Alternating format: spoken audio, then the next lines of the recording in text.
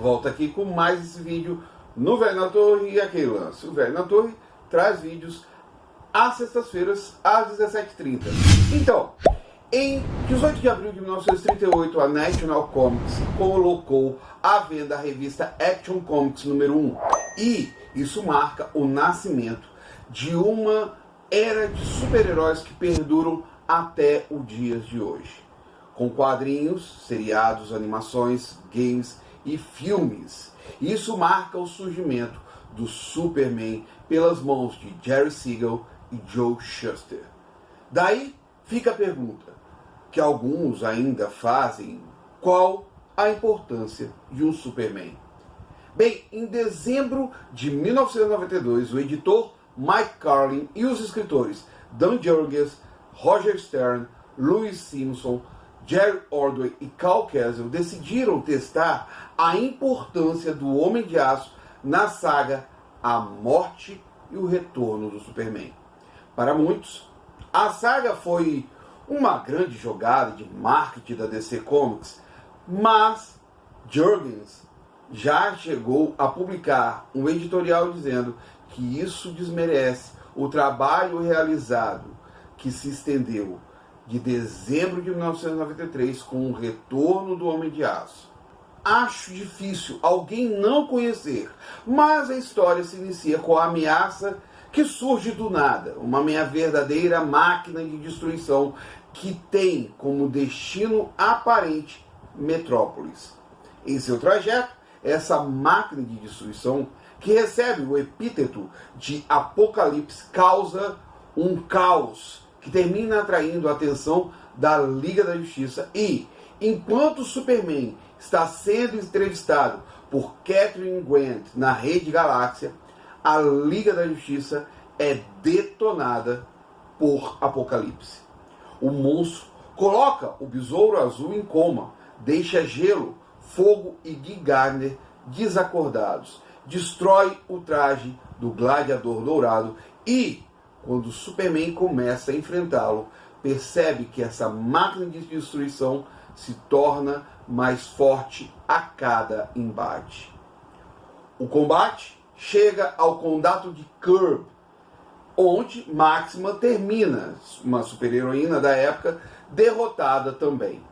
Nada consegue deter Apocalipse. E quando ele chega ao centro de Metrópolis, liquida a Supergirl e Superman tem seu embate derradeiro com a máquina de destruição. Apocalipse é mais forte, mais rápido e possui protuberâncias ósseas que ferem um Homem de Aço, mas ele vai até o desgaste total para enfrentar seu maior inimigo. Depois dessa história, temos a decorrência da morte do Superman com o funeral para um amigo. Dentro dessa história, temos a história de Jonathan Kent, pai adotivo de Kal-El, que termina sofrendo um ataque cardíaco e reencontra seu filho no limbo. E lembra que ele não é igual a qualquer humano e retorna sabendo do retorno de Clark.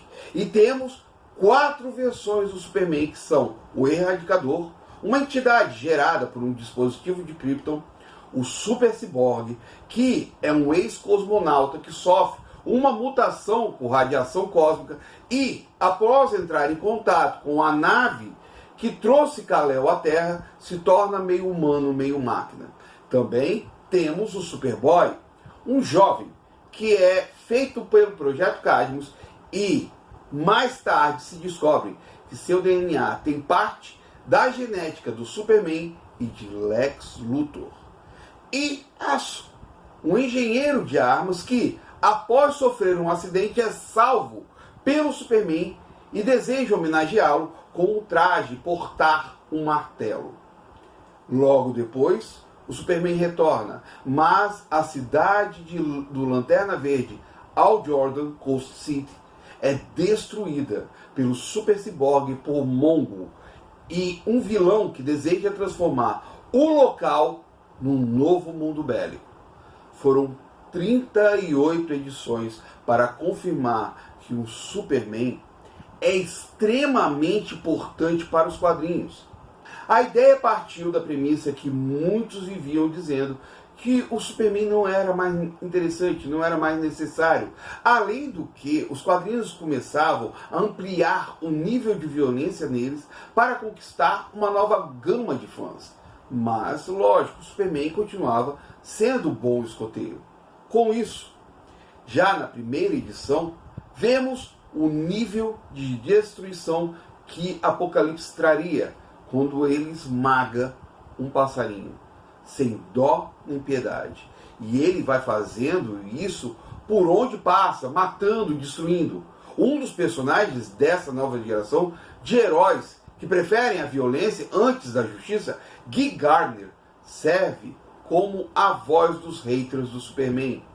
Ainda mais por ter ciúme de Gelo, que era sua companheira com o Homem de Aço. Pois a super-heroína tem uma enorme admiração pelo super-herói kryptoniano.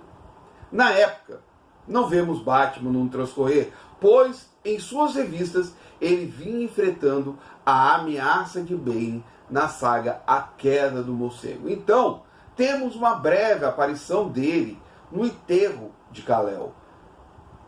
Bem, é difícil conhecer os quadrinhos sem o Superman, já que foi ele o ponto de ignição para o que temos hoje. Seja na DC Comics, na Marvel Comics, na Dark Horse, na Image, na IDW, na Boom, na Dynamite e até mesmo nos super-heróis brasileiros e os independentes.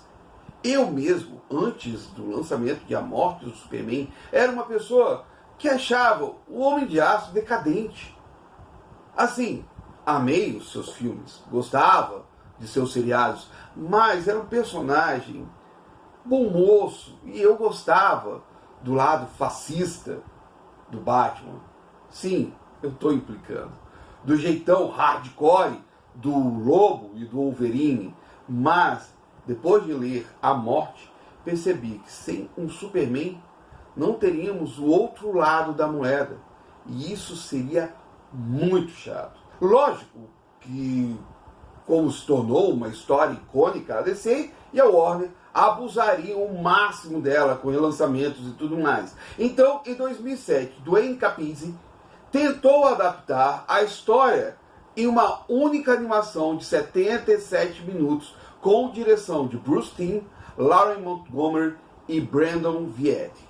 Ignorou tudo que Jurgens, Simonson, Ordway, Castle, Stern fizeram, somente se concentrando no ponto de morte e retorno e deixando tudo demais de lado. Já em 2007, na DC Animated Movie Universe, que havia começado com Liga da Justiça Guerra, tínhamos uma adaptação em duas partes com a morte do Superman e o reino do Superman. A primeira parte eu questionei muito, pois mesmo que trouxesse mais do que o Superman havia enfrentado com o Apocalipse, não era a adaptação que eu imaginava, já que tinha visto a Warner Animated fazendo adaptações memoráveis de outras histórias, sendo bem mais fiel ao original. Já na segunda parte, temos algo mais próximo, com poucos detalhes de diferença.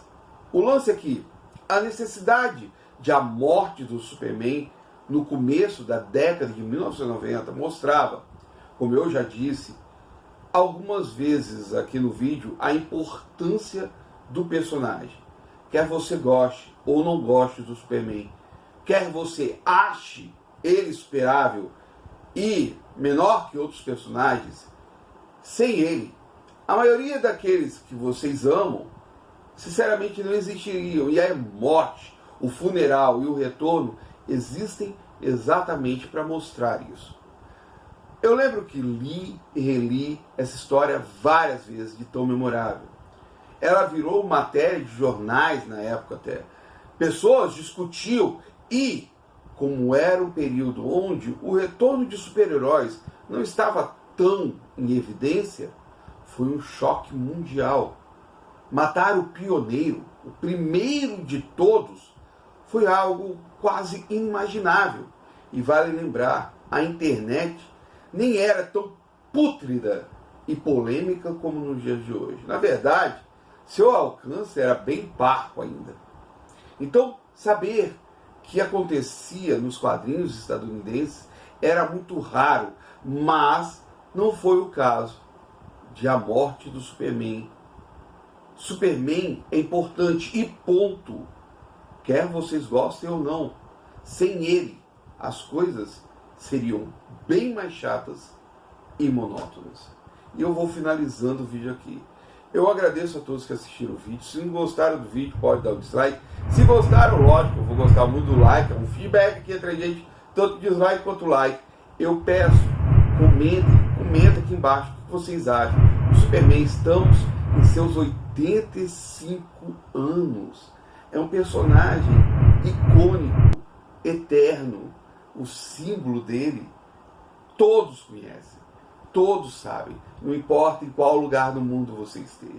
Então, comenta aqui embaixo, fala se já leu A Morte, se já leu O Retorno, se já viu as animações, lógico.